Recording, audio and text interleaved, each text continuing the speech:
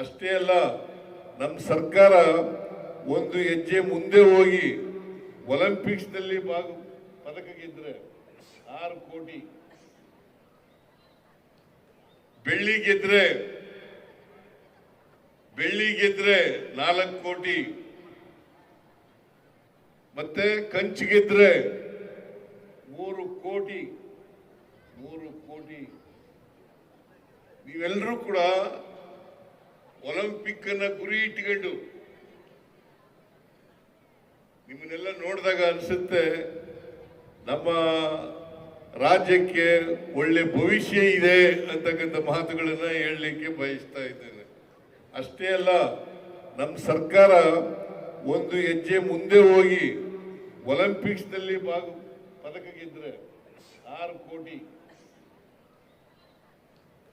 ಬೆಳ್ಳಿ ಗೆದ್ರೆ 4 ಕೋಟಿ, ಮತ್ತೆ ಕಂಚು ಗೆದ್ರೆ 3 ಕೋಟಿ.